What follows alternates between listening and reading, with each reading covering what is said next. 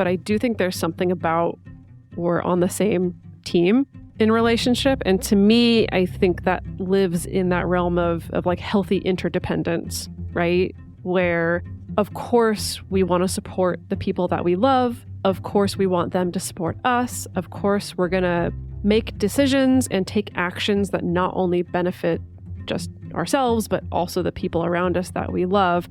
But we're also not so wrapped up in it that we subsume ourselves, we subsume our own desires, our own needs, our own mental state for the sake of the other person.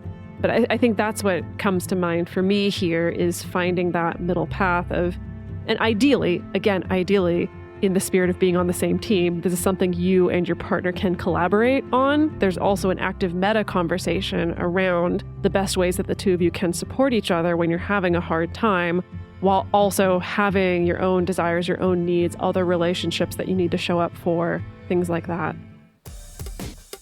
Welcome to the Multiamory podcast. I'm Jase. I'm Emily. And I'm Dedeker. We believe in looking to the future of relationships, not maintaining the status quo of the past. Whether you're monogamous, polyamorous, swinging, casually dating, or if you just do relationships differently, we see you, and we're here for you.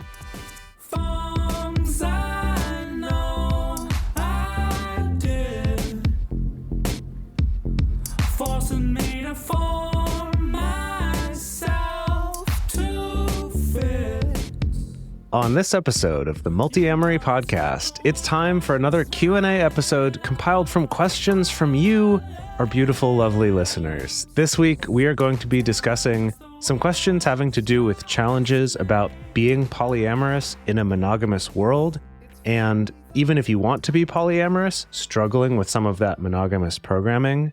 And then we're also going to look at if it's possible to rekindle a friendship with a metamour after they're no longer seeing your mutual partner, as well as some of the joys of polyamory. We're going to cover the whole range of experiences today. If you have a question that you would like discussed and answered on the show, you can become a patron at patreon.com/multiamory. And whenever we do one of these, we will post in those groups asking for contributions for questions, and that's where we get these.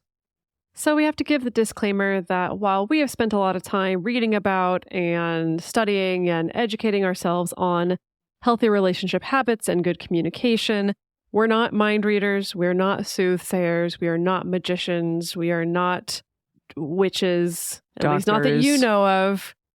We're not doctors.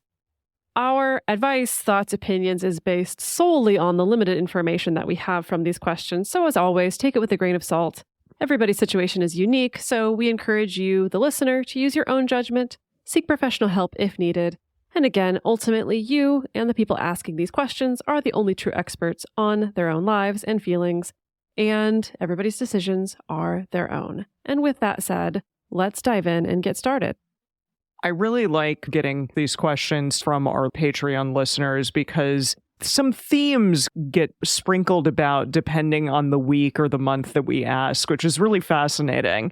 And I saw two very big themes this month. So the first, Jase was talking about in the opening, and that is the challenges of being polyamorous in a monogamous world, and also dealing with some of the reprogramming or deprogramming of those monogamous values that maybe you have initially or that other people have, and trying to figure out how to be polyamorous even when it's so difficult because so many of those values come up in other ways. And then the second part of the episode is going to be about metamours and some of the challenges that may come with having metamours, with do you like your metamour or not? Things along those lines. All right, I guess I'll start. Okay, being a queer young person in NYC, a lot of people in my friend groups and dating scene are starting to open up to the idea of polyamory.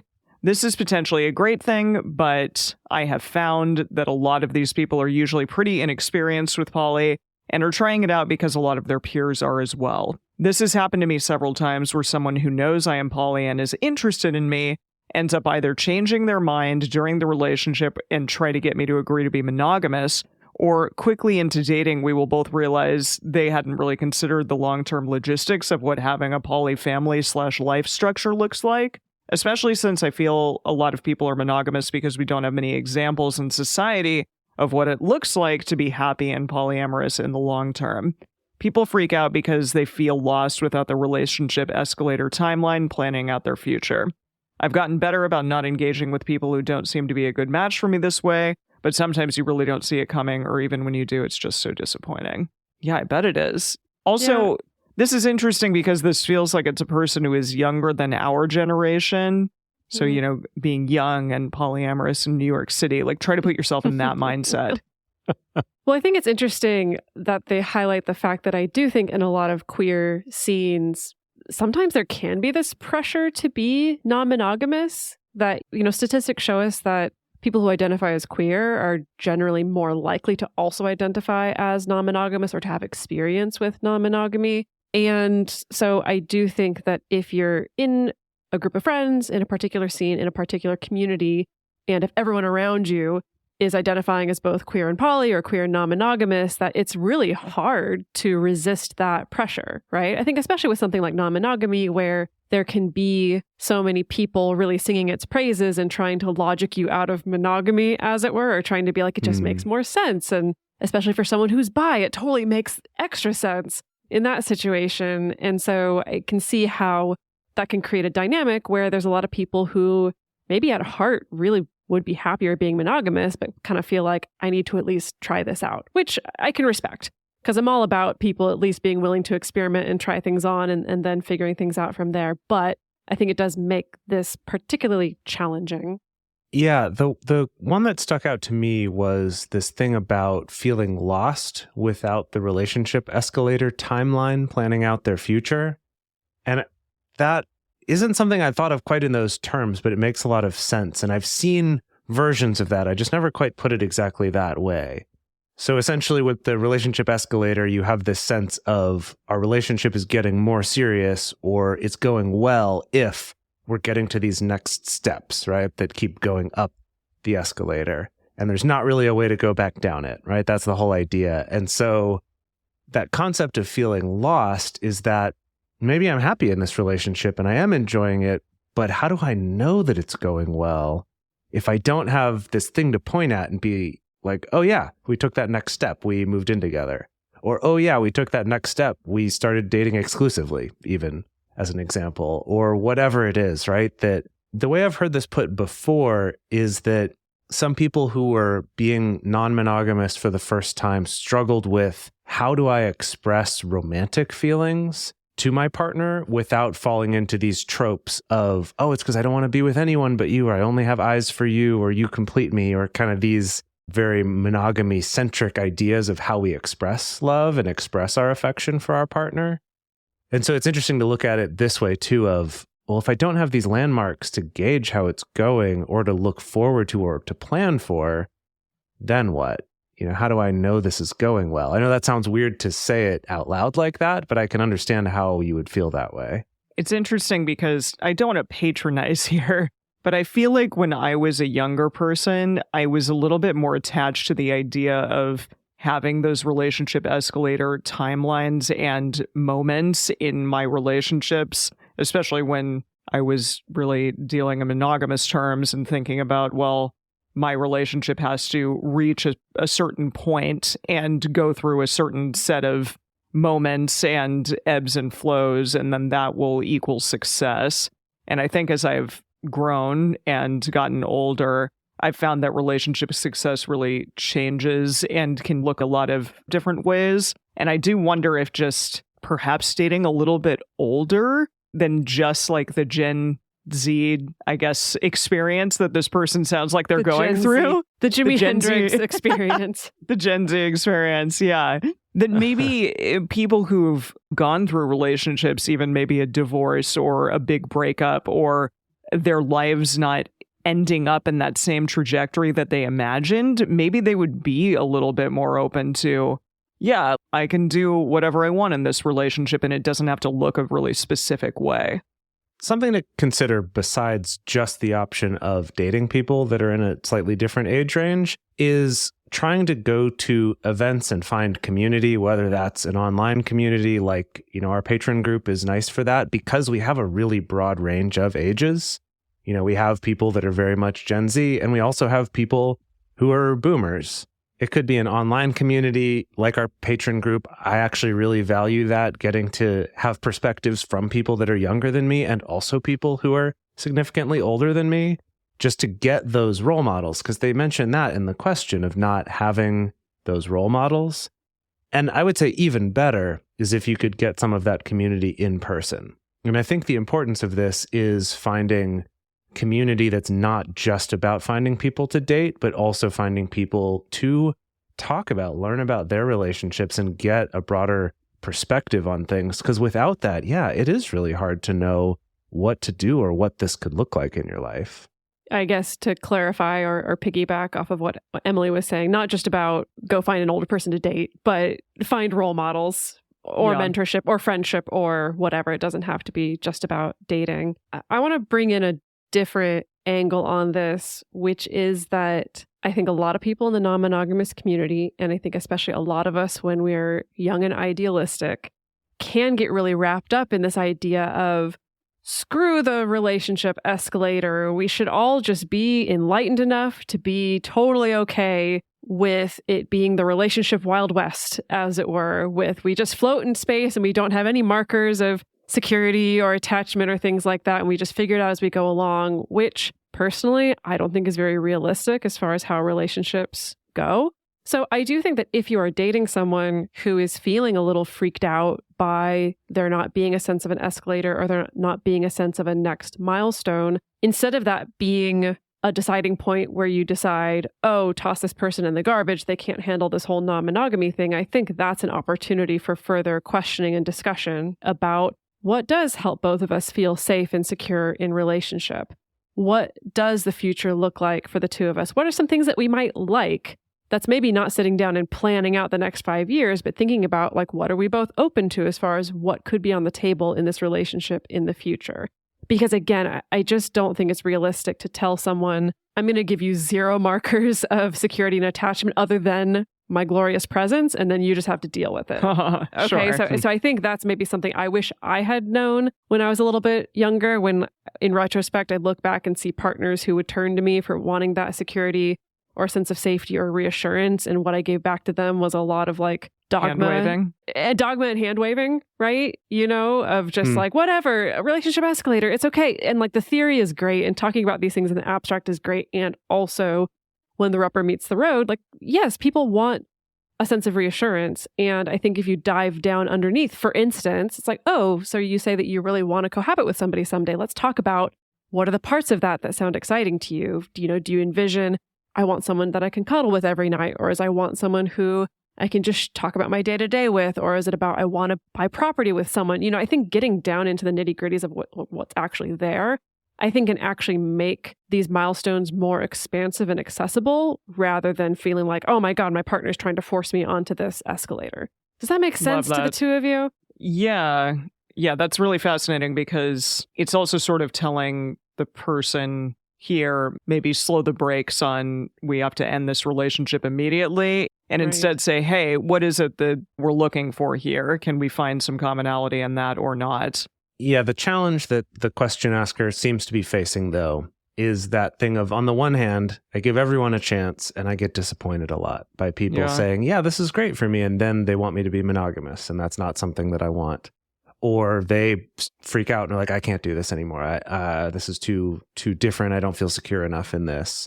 And then on the other hand, that idea of I want to try to pre-filter everyone so that I don't have these challenges. And then you can end up on the other side of, well, then you've missed out on these opportunities where maybe this could have worked. And that is a hard balance to strike. I can relate to it. And I think that will always be there. And you could say that that's true of any kind of relationship too, right? Because each person is looking for something a little bit different from another person. And that there's parts of that can be flexible and might change.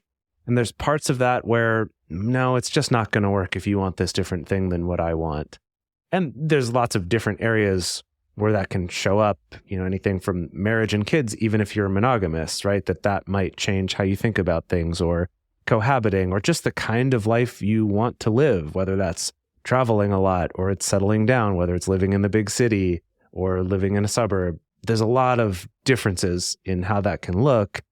And so I think it's constantly this balance of looking for what might be compatible, what could work, how can we make this work with each other, but realizing that you're not going to find some bulletproof way of filtering beforehand, right? That dating just inherently has that risk of you're going to get disappointed, but also has the risk of being delighted, I guess you could say. Let's move on to the next question, which is sort of related to this previous question, but in a not NYC area, in a much more potentially conservative area. So here's the question.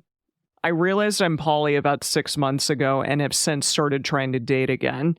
My biggest hiccup so far is the amount of monogamous people who see polyamorous on my dating app profiles and automatically equate that with casual dating.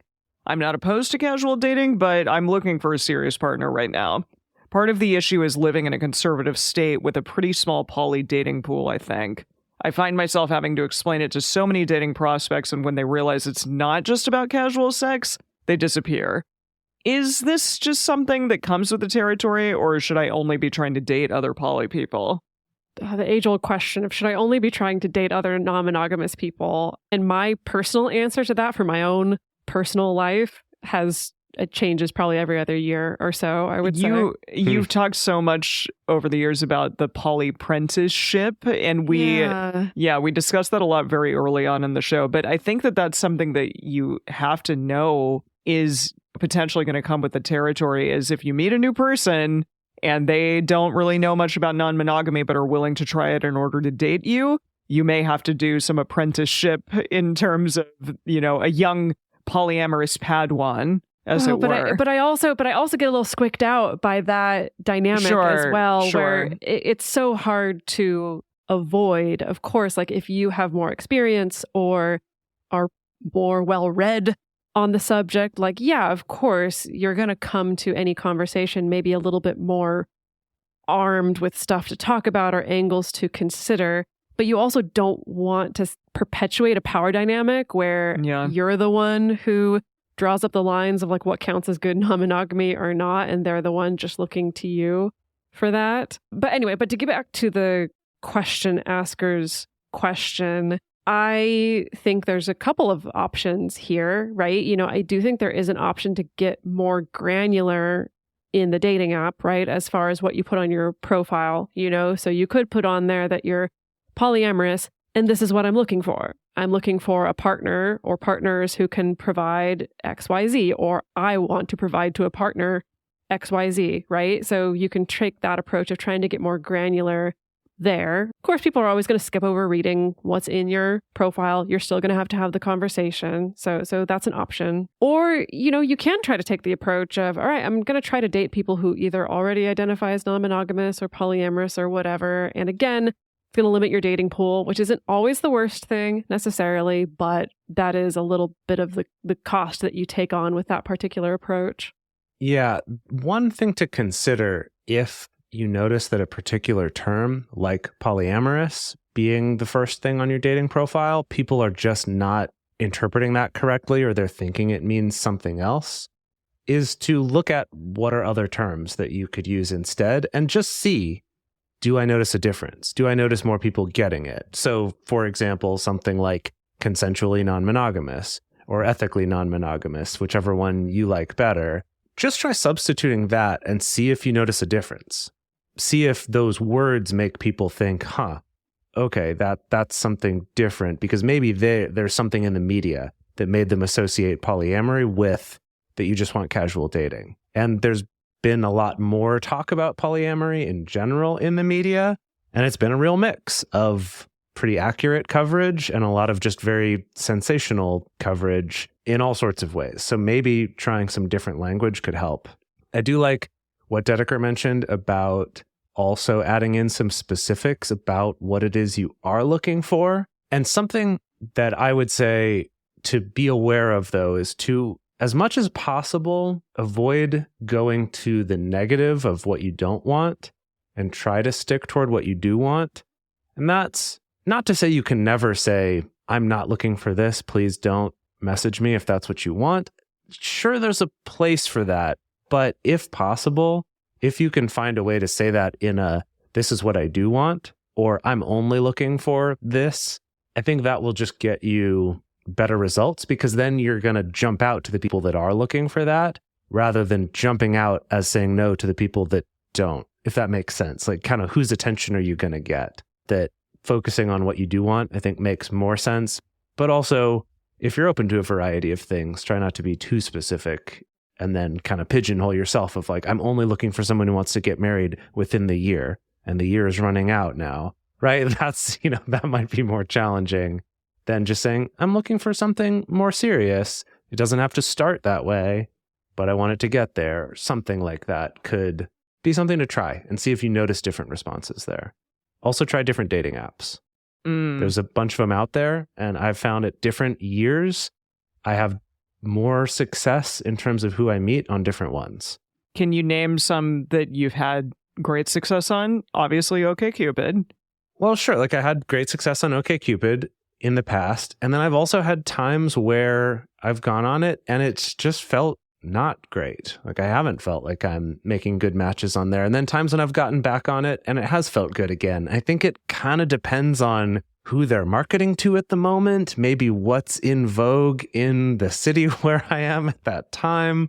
So thinking about things like OkCupid or Field or Tinder or Bumble or, all these different options of just experiment with the different ones. And you might find, oh, you know what? This one doesn't have as many people on it, but I'm getting better quality matches. Or this one, I don't like their interface, but it does seem to have better people on it. Or this one is a pleasure to use, but it's only people who want to hook up, and that's not what I want. So kind of experimenting with those different things as well as different profiles, and treat it a little bit like science. Take some of the pressure off of, I've got to get it right, but let's try some things and see what happens here. I was going to say, even though it's great to know exactly what it is that you're looking for and try to find someone who aligns with that as well, that there's always the potential that a casual relationship could turn into something more, or still be a long-term relationship in a variety of ways in your life. I've had people that may come through once in a while in my life, and I only see them every, year or maybe every 6 months. But those are really important relationships still in my life, and that's great to be able to come back to from time to time. So I do think that although it sounds like you're looking for something more than just casual, it's nice to also view those casual relationships as maybe something that could continue on throughout the course of your life. Let's go on to our next question here. This one is, how do you manage a mono-poly relationship without making the monogamous person feel less important? My soon-to-be husband is monogamous, but I've been poly for 7 years, and in those 7 years, I've been with my boyfriend who is also poly. So it sounds like both of these are somewhat long-term relationships. One's monogamous and one's polyamorous. Yeah, and I'm just going to go out on a limb. This is all the information we got for this question, so I'm just going to go out on a limb and assume this means that the monopoly structure is working. I think sometimes we have people who reach out to us asking about monopoly relationships where it's like, we've been doing this for 3 months, and it's really clear the monogamous person isn't happy with this. How do we make this better? I'm just going to assume, based on how this question is structured, that the fact that your partner is monogamous and you're polyamorous, that's not an inherent issue, that's working for everyone involved. So from that basis, that's where I would go from. And I mean, to be honest, though, from that basis, when the question is like, how do I make the monogamous person feel less important? I think, why are you asking us? Have you asked them? Have you asked them? Or without making them feel less important. Yeah. Right. Like what helps to make them feel important? Or are there things that have gone on in the relationship that make them feel less important? I mean, maybe that's silly to ask, but I'm like, start at the front door. Yeah. Immediately, this question made me think about what happens in NRE relationships, even when you are polyamorous with another person, and maybe you've been with them for a long period of time, maybe you live with that person, and then someone new comes into your life and you're super excited, and you put a lot of emotional energy towards making that person, that new person, feel special and wanted, and you're super excited about them. And I do think that if you have, potentially a revolving door of new partners coming in, that monogamous person may from time to time feel like, I'm just the one here that is always around, and maybe I feel a little bit less appreciated from time to time.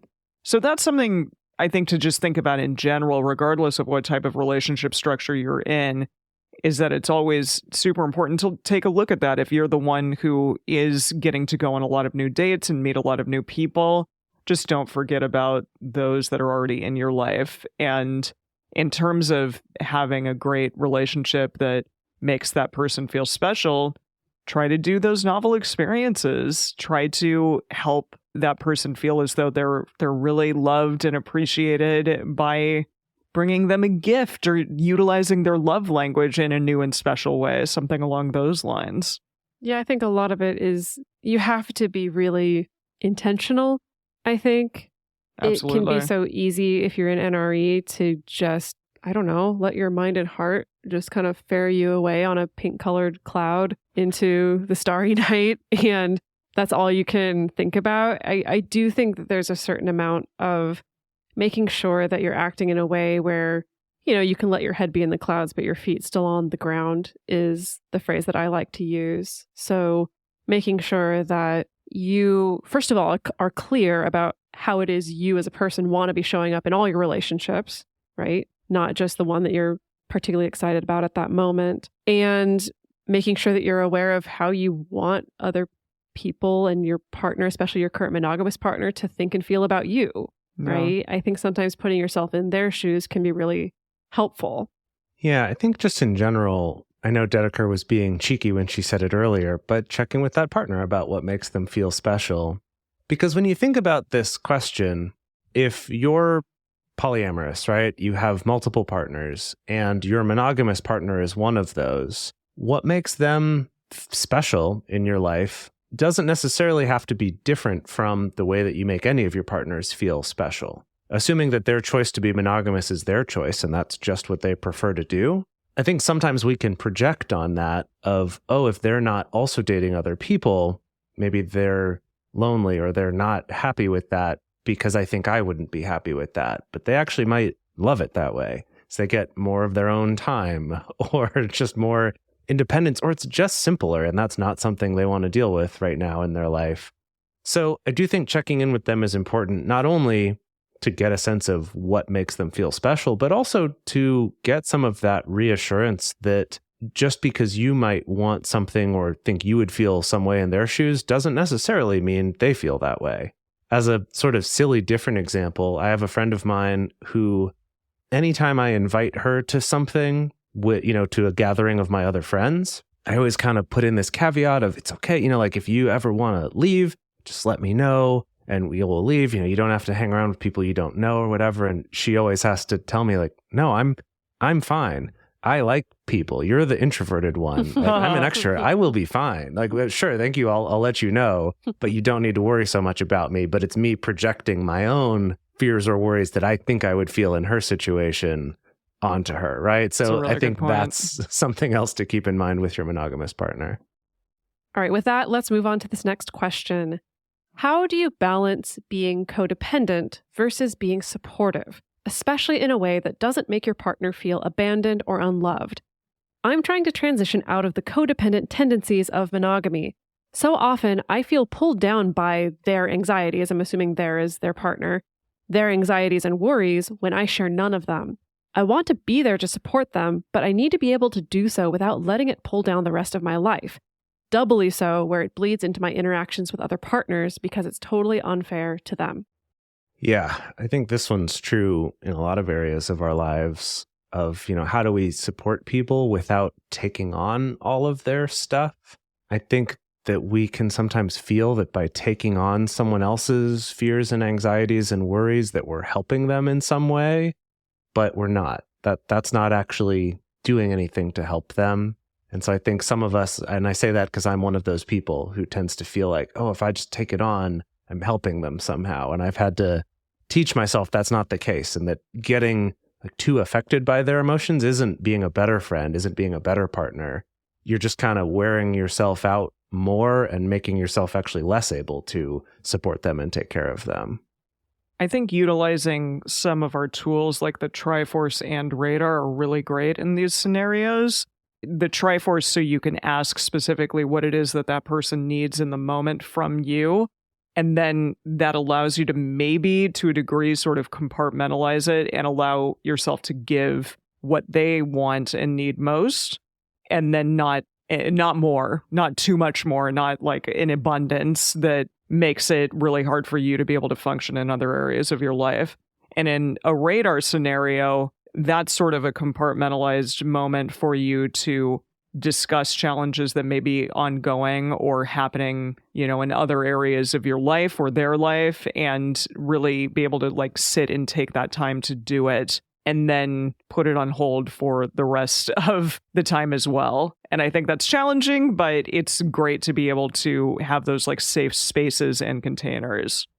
I want to zero in on the quote codependent tendencies of monogamy, because this is something that I find myself speaking about a lot with my clients, actually, where if we think about this on a spectrum, where I do think traditional monogamy encourages us in this more codependent direction, where the ultimate ideal state is we become a unit. Two people become a unit. We become a hive mind. It's literally biblical. Two become one flesh, right? Mm-hmm. And we're one heart split between two bodies, or what have you.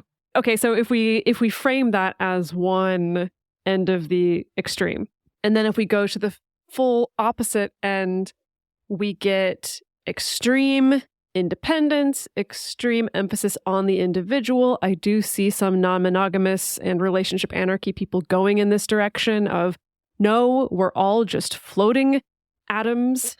We're not connected to each other. My shit is my shit. Your shit is your shit. If I did something that made you uncomfortable, that's on you to deal with it. There's no impact that my actions have on you or whatever. Often I've called this emotional or relationship libertarianism. We're completely extricating ourselves from any sense that I have an impact on the other person, and like going into this extreme kind of independence of identity and self and all those things. And then there's sort of this middle path. There's many, many different flavors of this in between, where I think in relationship, we don't necessarily want to go full hive mind. We don't want to go full on just floating atoms. But I do think there's something about we're on the same team in relationship. And to me, I think that lives in that realm of like healthy interdependence, right? Where, of course, we want to support the people that we love. Of course, we want them to support us. Of course, we're going to make decisions and take actions that not only benefit just ourselves, but also the people around us that we love. But we're also not so wrapped up in it that we subsume ourselves, we subsume our own desires, our own needs, our own mental state for the sake of the other person. And I'm sure that all sounds well and good, and it's a lot easier said than done. But I think that's what comes to mind for me here, is finding that middle path of, and ideally, in the spirit of being on the same team, this is something you and your partner can collaborate on, right? It's like there's also an active meta conversation around the best ways that the two of you can support each other when you're having a hard time, while also having your own desires, your own needs, other relationships that you need to show up for, things like that. Something to think about as a practical way to apply some of that, and this is just based on the experience of myself and several of my friends where I've seen this happen, is in terms of internalizing that stress on yourself beyond just being supportive of that partner, that I've seen tends to come from getting too attached to their outcomes and their decisions. So it's one thing to be supportive either in a Triforce 2 kind of way of just, gosh, yeah, that does sound tough. Or, yeah, you can do it. Or, I'll share your celebrations with you. Or even a T3 wanting advice where you're actually giving them some suggestions, some options, some things to think about.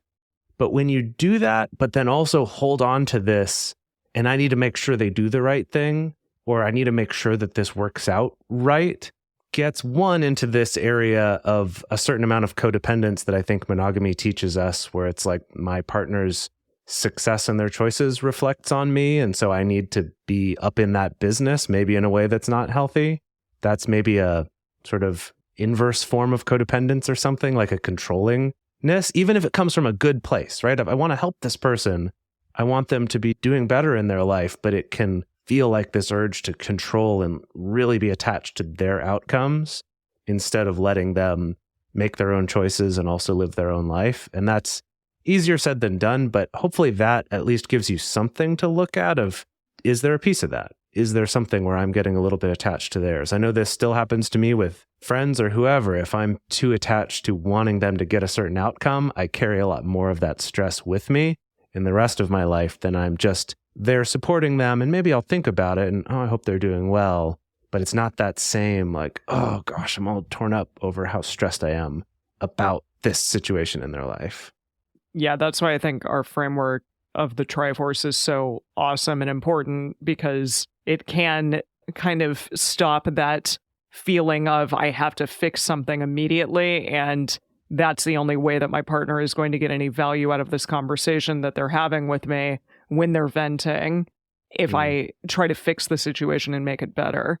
And instead of going there right away, just ask, just figure out what it is that they really need in that moment. Because a lot of times it may just be love and support and not, I've got to fix this thing, I have to make it better for them immediately. Because that's taking on your own emotional bullshit that isn't always necessary and often is just going to make the whole situation worse for you. We're going to go on now to talk about some questions having to do with metamours. But first, we're going to take a quick break to talk about how you can support this show. If you appreciate this content, if you enjoy this show, it would really go a long way if you just take a moment to check out our sponsors for this. And if any seem interesting to you, go check them out. It does directly support our show because they see that you came with our promo codes, and then that helps us keep this show going and available to everybody out there for free. And also, if you haven't yet, go get our book, multiamory.com/book. You can go get more information about that. And we're back. Now we are moving on to metamour challenges. How do you handle your meta de-escalating with your partner? She and I get along great, but ever since she decided to de-escalate with our mutual partner, I don't hear from her at all anymore. I feel like I've lost a friend, and I can't help but feel like a part of it is my fault, even though nobody has explicitly said anything like that to me. Oof. Yeah, that does suck. That's hard. I've been in that situation. Well, I've been in that situation where I've had metamours. Maybe they weren't necessarily like a super close friend, but it was still kind of sad to know, oh, now that they've broken up with this partner, or my partner has broken up with them, or whatever it may be, it's just kind of sad to know, oh, by default, I'm kind of included in not the breakup. Kind of included in the breakup, which is a little bit of a bummer. I suppose the approach I've always taken is just kind of accepting that that's their choice. It's a little bit easier, again, when it's more of an acquaintance situation where maybe it's easier to not take it quite so personally, but it is a little bit sad. Yeah, it's tough depending on how messy that breakup was for them. If it was a de-escalation, but that they're still civil with each other, you could entertain the idea of reaching out and seeing that the part where the question asker says, I can't help but feel like part of it is my fault, even though no one has said that. I would interpret that to more be the question asker has pondered, is there something I could do about this that I'm not doing? And it's possible there's not, right? It's possible that there's no way you could try to keep that relationship going without just making stuff weird with your partner, or maybe that metamour just feels too uncomfortable about it and doesn't want to. But it is something that you could consider reaching out about. I think that the closest kind of sort of mainstream world analogous thing to this would be a coworker who gets fired or just takes a job somewhere else. And it is that, well, I don't see them anymore. So this sort of friendship time that we used to get for free, we don't get anymore. So it's that, do I still reach out? Do we stay a little in touch? Do I try to stay very in touch? Or is it okay to maybe just occasionally reach out and evaluate how that relationship is? But I don't know. I think it's worth acknowledging that that doesn't have to mean it's gone away completely, but it also doesn't mean that you're failing if you're not putting in now extra effort you didn't used to have to put in to maintain that relationship. This is sort of tangentially related, but my partner and I were at a gaming conference once, and we saw across the room a person that he had formerly lived with that was the girlfriend of someone who he had also lived with. So they all lived together in this big house, and then the girlfriend and his friend had broken up. And we tried to go over and say hi to her, and she basically just ignored us. Oh, and that was really interesting and hard and kind of like, whoa, what's up there? But she reached out after the fact and said, hey, I apologize, but I really just didn't even want to think about my ex in that moment in any way. And you were not hugely a part of that, but it reminded me of my experience with that person. And so soon after the fact, I just didn't even want to go there. And that was kind of telling for me, because I realized, like, even though you may feel, hey, I had nothing to do with this, it may just be challenging for that person for a period of time to even be around you. And so just give it a minute. And I think that's really okay, even if it is 6 months or even a year. Because if you did really get along with that person, I'd like to think that you could go back to them eventually and just be like, hey, how are you? I've thought about you a lot over this period of time. And I know that might have been really challenging. And I just wanted you to know that I have always continued to think of you fondly. And I'd love to maybe get coffee sometime, maybe see you again in some way. And even just starting from that place, that's really sort of a hands-off approach, but just gently, making your way over to them in some small fashion. Maybe that would soften the blow a bit for them and allow them to want to come back into your life. I find myself wondering also that this seems like a situation where it could be very easy for this other person to not be reaching out because they think, oh, what if I make it weird, right? Or That's what if true. they don't want to hear from me? Or what if they were only friends with me because we had a mutual partner? So I think that, for the question asker, if this is something that remains on your heart and on your mind, I don't think there's I think the risk is low if you do want to reach out to this person just to simply express that, like, maybe you still want to be friends, but it's also okay that if they need to take time or if they're not interested in that, and just wishing them well. And I don't know, I think it's okay to at least just why not communicate, right? Just to clarify that this is where your heart is, but also to make sure that you're not enacting any sense of pressure or coercion, that you're just compassionate and empathetic and understanding. And then if that person is open to it, great, you can continue a relationship. If they're not, then that's fine. That's their choice. So yeah, I think the combination of being clear in your communication and being open to that taking time, I think, is the approach that I would take. Let's go on to this next one here, which is a short question. Other than going parallel, how do you cope with a metamour you dislike? So basically, other than just not interacting with them that much, right? Like, I date my partner, they date that partner, but we don't all hang out together. What else can you do to cope with a metamour that you don't like? I think we've all had this situation at different times in our lives. I want to zoom out and just ask, okay, again, if we're not talking about going parallel, not talking about cutting this person out of your life completely, not choosing to pretend like they're dead or invisible or things like that, how do we in general deal with people that we dislike, that we have to be close to? Whether it's, I have to go to work with this coworker, I have to hang out with my mom's friend, I have this family member, I have my boyfriend's roommate, or whatever it is, right? We have to deal with people that we dislike all the time. And so how do we deal with those situations? Be cordial and respectful, but you don't necessarily have to hang out with them, clearly. You are potentially going to be in situations where you are literally in the same room with them, with your partner. I think of a couple times where all of us were at parties with an ex's other partner that I wasn't particularly fond of. Let's just say yes, all of okay. us, she annoyed the crap out of all of us. But in big and small ways. Yes, but we just kind of said hi, and it was a very, very small acquaintance level of communication. I feel like it was almost no communication, and if something occurred that was a little, I don't really appreciate what you just said to me there, you just kind of deal with it and move on, and don't take it so personally, even though I know that might be challenging. Yeah, it does make me think of that idea of a coworker that just really gets under your skin, or even one that you feel like is a little bit actively antagonistic to you. 'Cause I feel like that can happen with coworkers as well, right? Mm-hmm. And so I think using that as a benchmark is helpful because on the one hand, there's only so much you can do. Just in terms of when you're around them, do your best to just not engage and kind of go in with a sense of, okay, whatever, they're going to do their thing. I'm not going to let it get under my skin. That's easier said than done sometimes.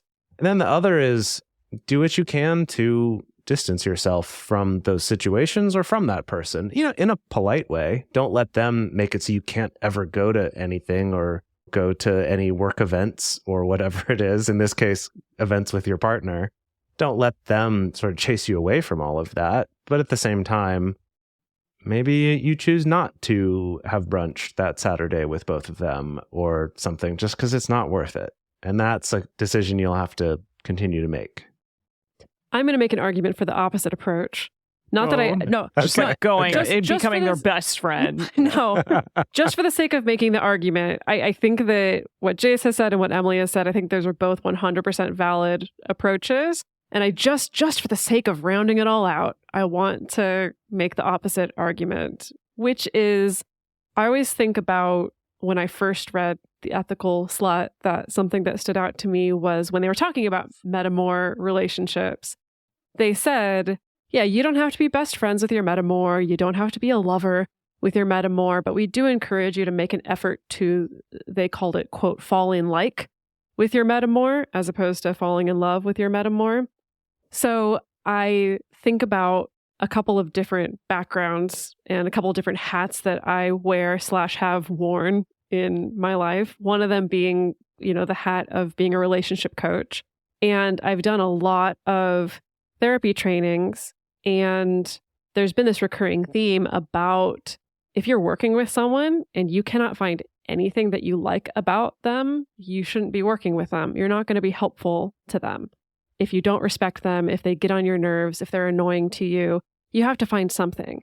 And so I think for myself, having worked with like hundreds of clients at this point, not all of whom I like right out the gate, I'm so sorry to tell you, plenty of people bother me, whether it's their mannerisms, whether it's the way they talk about things, whether it's I just straight up disagree with a viewpoint that they have on something or disagree with where they are on the political spectrum. But I feel like I've had to learn to try to build that muscle of finding the things to like. And sometimes that takes time. Sometimes that goes beyond just the first impression with somebody. So I just want to make the case for the reason you dislike someone could just be they made a bad first impression the first 5 times you hung out with them.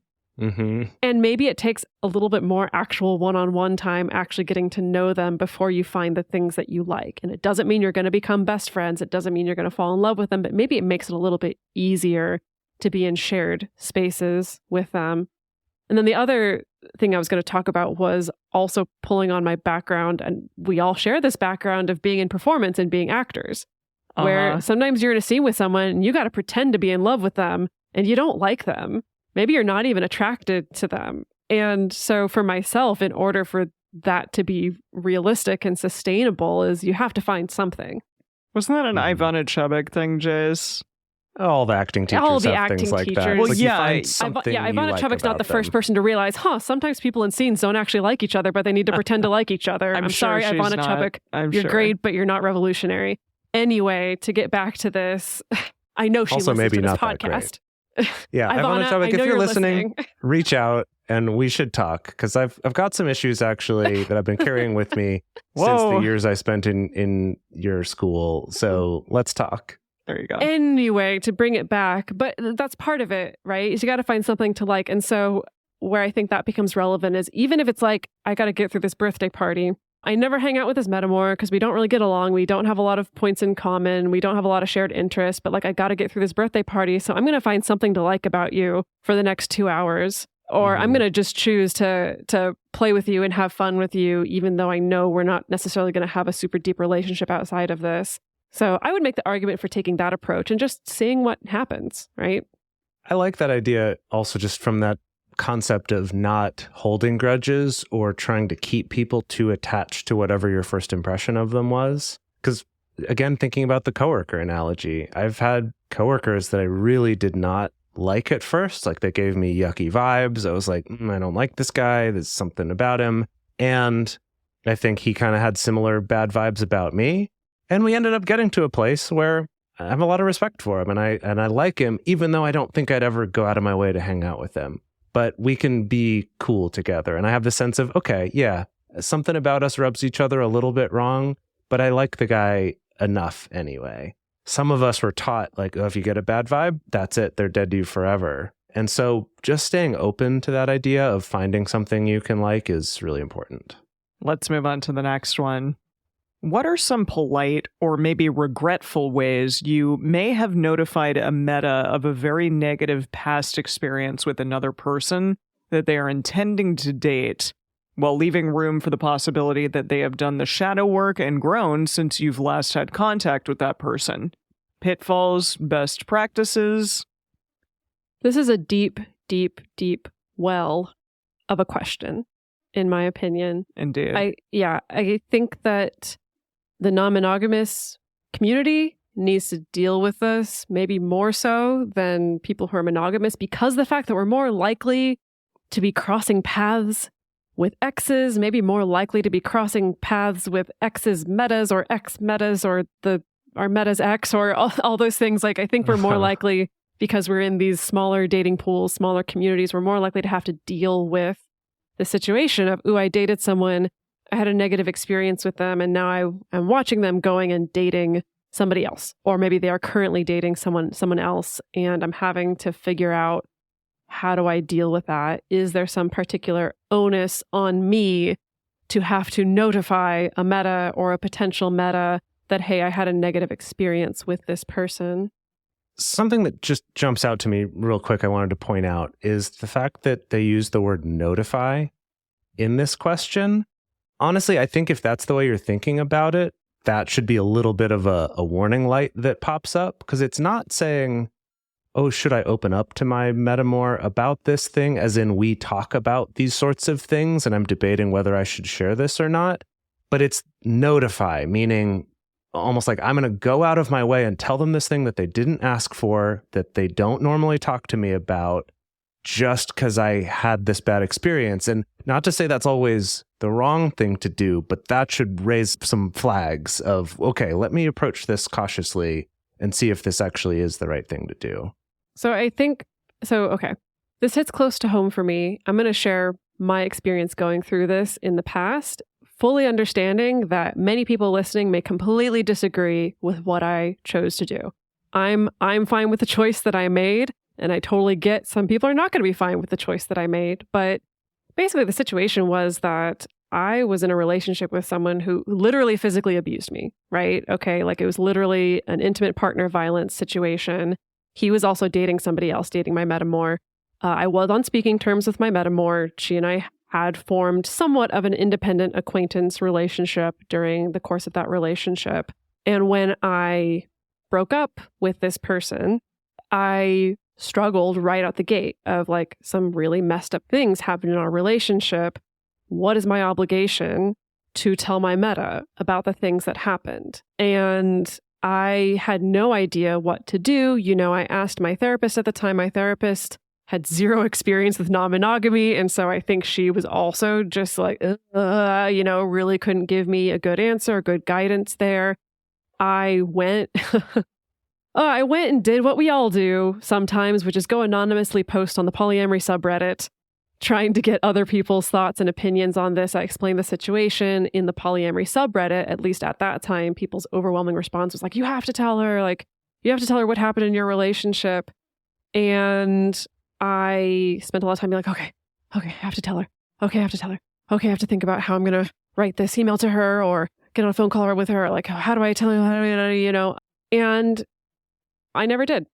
And part of it being that, like, I think at that time when I was newly out of this relationship, there was a lot of other stuff that I had to deal with on my plate, right? I had to deal with just transitioning out of that relationship. I had to deal with the PTSD that showed up 6 months later. I had to deal with talking to my family and friends and the people that were much closer to me about what happened in that relationship and what I needed. And I think ultimately I came to this conclusion that, like, I think my own inner peace right now is more important than feeling the need to notify this person of what happened in our relationship. Now, again, there were some particular circumstances going on in that, like, the relationship that my ex had with my meta was like a long distance one. They didn't see each other very often, like it wasn't a day-to-day relationship. It was maybe even a little bit more of a comet relationship, right? And so for me, it was kind of like, well, I don't know, that's on them. Like, I also can, and I know this is really uncomfortable for people to think about, but I also kind of had to try on this idea of like, maybe this partner that we hold in common has done that shadow work. Maybe this is behavior that partner will never express towards my meta. Like, I don't know. Maybe they will have grown, since we've broken up. Maybe this is something they will never do again. I don't know. For me, it was just like, I can't stand the thought of opening up this basket of worms again, And so if my meta comes to me and asks about something, then I can talk about it, but it's not on me to go and specifically tell this person, hey, this happened in this relationship over here. So that was the choice that I made. I don't necessarily regret that choice. From what I could tell, I don't think that relationship lasted anyway, for reasons that I didn't want to dig into. So I don't know. That was my thing. And I think some people will respect that choice and some people will really not respect that choice. But that was kind of where I landed on it. So to go from that situation to where there was like literal abuse to what this person is saying, which is, oh, I had a negative experience with this person, then I feel like, no, it's not your job. It's not your job. Because it sounds like if they've asked this question in this way of like, hey, how do I create room for the possibility that this person has done the shadow work and they've grown? I'm like, there, you've created that possibility by like staying out of it. Oh, God. This is really difficult because I know I've had relationships with people who have been emotionally abusive, and I have spoken about it to their exes after the fact and discussed like, yeah, this person wasn't great in a variety of ways, and those ways sort of parallel each other, your experience and my experience.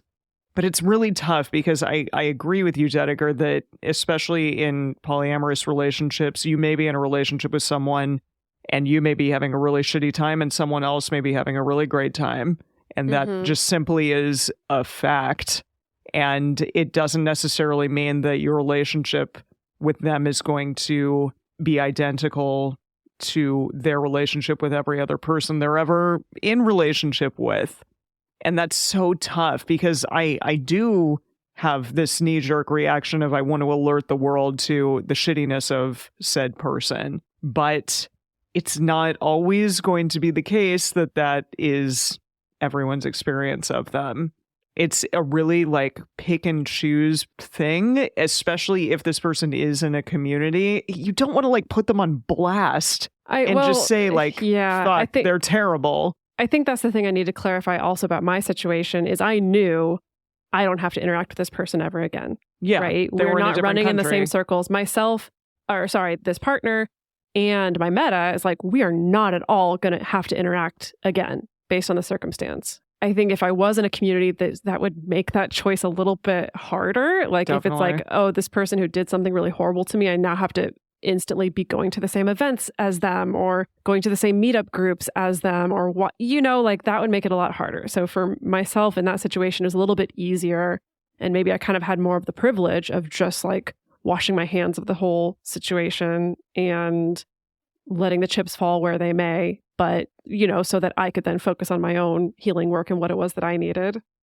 And in this person's situation here, they're saying they're debating notifying a metamour about a negative experience that the question asker had with a totally different person that metamour is intending to date. So this isn't even their shared partner. This is some other ex of theirs that their metamour, which we could also read as acquaintance in this case, it sounds like, is intending to date this person. So that's also part of it too, right? Is this someone that you give each other advice a lot and talk about your past relationships, or did they ask you for your experience? Then it's a very different question than, well, I only kind of know this person and I had a shitty time with this person. Do I tell them? I would say, no, that doesn't make sense, right? You two might not have been compatible. It's like we talk about on this show that advice. Mm-hmm. Well, and that someone doesn't have to be a bad person for you to break up with them, and it's just not the right relationship for you.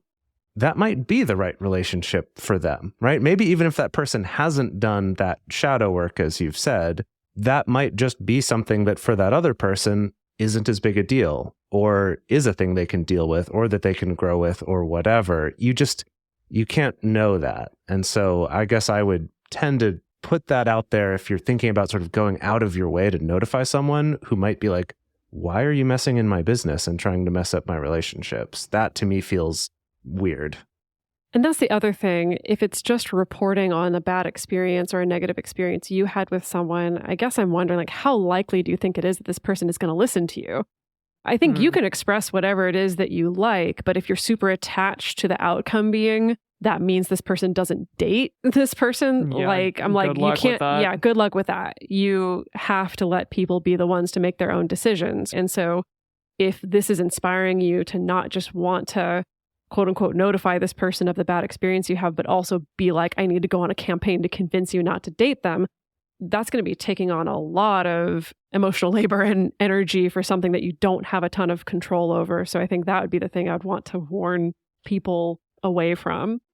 Something we want to keep in mind here is that we don't really have any of the actual context about this question. And so we're making some assumptions, one, based on how we see a lot of people. I think social media has really encouraged this, but doing a lot more meddling in other people's relationships that maybe we shouldn't be.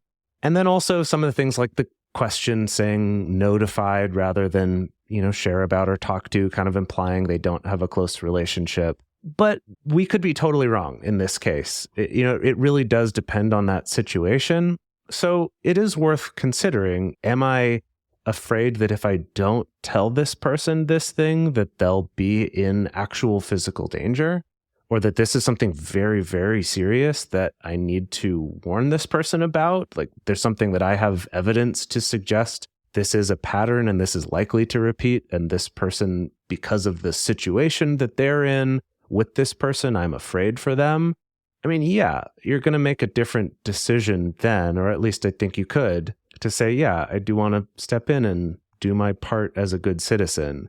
But if it's just to say that you had a shitty experience with someone, then not. And so I think it's up to you, the listener and the question asker, to do that inner work yourself and that shadow work yourself of where on that spectrum am I? Which way is this coming down? And if you just need someone to tell you, you don't need to go around and tell everyone the bad experience you had to save them from maybe having a bad experience, then yeah, you're off the hook. That's not your responsibility. You don't have to do that. But if it is something a little trickier and harder, then yeah, you are going to have to really give that some consideration and decide what is the right thing for you to do. All right, let's set that down now and move on to something a little bit more uplifting to finish off this episode.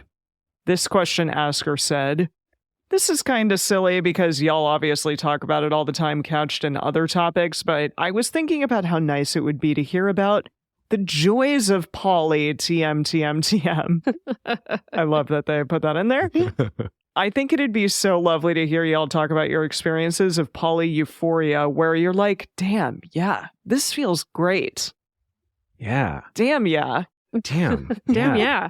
This feels great. I mean, I just had an experience of this, a couple weeks ago now, when one of Dedeker's new partners was up. We were all hanging out, playing video games on the couch together. And, if they passed each other in the hall, they'd give a little kiss or whatever. And we were all sitting near each other on the couch. And he and I are pals. And it was just like, yeah, this is cool.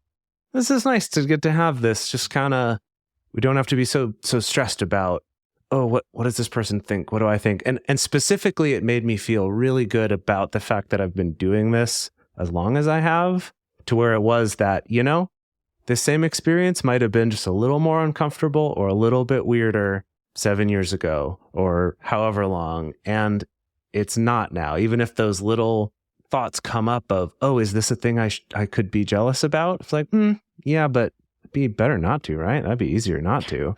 And that felt really good. Just be like, yeah, that's a cool place to be in. I like that. Yeah, you know what? I do like that. It's like the kind of small, in my brain, I think of them as like paper cut jealousy moments where it's not like, oh, I need to pull the brakes on this whole thing and have an emergency meeting about getting my needs met. It's like a paper cut. It's like, oh, I'll put a Band-Aid on it, right? And that's fine. I guess, Jase, you're kind of like, I could be jealous about this, or I could just not. And it's probably better to not. Like, I guess there's times where, there's enough of those years of experience and maybe enough of feeling of security in your relationships that you're like, oh, I'm just going to choose to not be upset about this. And that sounds so like so dismissive of any struggles. Trust me, I have plenty of my own struggles where I can't just choose to not be upset about it. But sometimes there are those little moments that are nice. And I think it was on that same visit, the two of you like did a jam band together. Oh, cool. While I'm jealous of that. Yeah, like the two of them jammed together while I like made a matcha cheesecake in the kitchen. And it was great. Emily looks so shocked jealous. and so I just jealous. also want to matcha cheesecake if it's vegan. That sounds amazing. And for me, I think a lot of it is related to those kind of nice community, family, chosen family feeling moments. Like times in the past, I know when Jase, you had to go to surgery, like some outpatient surgery, and myself and my meta getting to go along to support you in that. And just, I don't know, like moments of meta teamwork feel really nice. Yeah. Both on the those are receiving cool. end, if I have multiple partners who are working together or if I'm working together with a meta, that feels really good and really joyful to me. I'd say getting to see the multiple experiences that you have with different partners kind of in real time, like you said, in those community type situations, getting to like have a little fun aside with one person and then moving over to the other person and getting to kiss them or have your own mini moment with them is really lovely. And then seeing them get to do that with other people as well. And if possible, if in those moments you've kind of gotten to a place where that's not challenging for you to witness anymore, those moments are really awesome. It's great to see your partner also exist as a human outside of you and be flourishing in a specific way that is just simply their own. I love that. Like even sometimes like getting to see the two of you like existing in your own little bubble over here. And it happens a lot when I am hanging out with you in person, but you have these like very tender moments and it's really like quite lovely to view and see. And even though we're not in relationship in that way, I think I get sort of a whiff of that, a metamour experience, I think, by seeing the two of you have these really intimate moments that are quite lovely and precious to witness. Precious moments. Some precious moments. Sort of related to that, I think the three of us tend to have this together and have had this historically. But I like being able to do a little bit of the, what would I call it? Low-key wingmanning, wingwomaning, wing-personing for each other. Even if it's not straight up, I'm going to try to hook you up with this person, but just kind of encouraging like, oh yeah, this person's super hot. Or, oh yeah, like you totally have a crush on this person. There's something about that which I sometimes take for granted because in the episode that's coming out next week that I'm writing, I spent some time looking into how so much of traditional monogamous culture really discourages us from talking about attraction to other people or encouraging a partner to be attracted to other people or to talk to your partner about their past sexual experiences or past relationships, and that's stuff that I love. It's so informative. Like, it's really necessary. And it's like, oh, you find that person attractive. Fascinating. I love that, Dedeker. I guess I'll throw another one in there too, something that I've really come to appreciate over the last few years, since I haven't really had any other serious relationships that more than a couple dates since the end of 2019. So it's been a few years. But whenever I'm out and about in the world, or even on the online version of the world, or, traveling for work, just this sense of, if I connect with someone, I get to enjoy that connection, that there's not that sense of, oh shit, but I got to stay away from this person, or I got to avoid these feelings, or kind of that fear of what's too flirty or what's too close or whatever. And instead kind of getting to say, yeah, you know what? I'm not going to feel some kind of pressure to make something happen necessarily, but if it did, that's cool. And that's just a neat feeling. It's like getting the best of both worlds of having that sense of, I have a great relationship and I love that and that's awesome. And I've also got these really good friendships that I prioritize and I value. But also, if someone wants to flirt, I'm down to flirt, and we'll see what happens there. And that's just cool. That's awesome, getting to have that feeling. And I think that's one of the things that I really have come to appreciate, especially not having other partners right at the moment, of just that, but I still feel like a polyamorous person in the sense of I have that availability or that freedom to explore different connections as they come, as opposed to trying to force them to happen because I need a partner right now, or feeling like I can't let them happen because I have a partner right now. Mm-hmm. Something that I've been thinking about for years is I think being non-monogamous has enabled so much more, I don't really know how to describe it, but like breathing room around my own sexuality. And I don't just mean that regarding having sex with multiple people, but I mean literally like being able to explore different types of attraction, right? Because for me, being someone who identifies as pansexual, that's just complicated for me. And I really appreciate that, for instance, I can go to a partner and just be open about these things of, I find myself kind of attracted to this type of person, but I've never really explored that part of my sexuality. I'm thinking about what could it be like, yada, yada, yada. I don't know. There's something about, I guess, like what you were talking about, being able to have an independent sexuality so that like when I talk to a partner about sex, it's not just about, the sex that you and I have, or like the attraction that you and I have, or what sex acts are on the table or not on the table for you and me, but also for both of us independently, who else we're attracted to or what we fantasize about that's outside of just this particular relationship. And I realize that's not on the table for everybody. That can bring up weird feelings for some people. But I know for me, I don't know, I've just really appreciated that it doesn't feel like there's some taboo part of my sexuality that I can't talk to my partner about or can't talk to any of my partners about because that's just not acceptable within the relationship. So, I mean, I guess that's something that you could have in monogamy, but often I think traditional monogamy, again, sort of clamps down on that from the get-go with this idea that, your sexuality sort of de facto belongs just to this one other person. And so anything that they can't provide or can't live up to is not something that you should really be discussing or entertaining. 100%. Well, we hope that you all learned a lot today. We do, as always, by listening and reading these questions and getting to think about all of these things. It's fun to have a conversation and to sometimes not agree with each other. And we know that perhaps not all of you will agree with everything that we say, but it's great to continue the conversation. So our question for the week, which is going to be on our Instagram stories, is what are the best parts of being polyamorous? Let's continue on this discussion, and we can't wait to hear what it is that you have to say. If you want to discuss more of this episode with other people, the best place to share your thoughts with other listeners is the episode discussion channel in our Discord server, or you can post in our private Facebook group. You can get access to these groups and join our exclusive community by going to patreon.com/multiamory. In addition, you can share with us publicly on Twitter, Facebook, or Instagram. Multiamory is created and produced by Jase, Lindgren, Dedeker, Winston, and me, Emily Matlack. Our production assistants are Rachel Shennework and Carson Collins. Our theme song is Forms I Know I Did by Josh and Anand from the Fractal Cave EP. The full transcript is available on this episode's page on multiamory.com.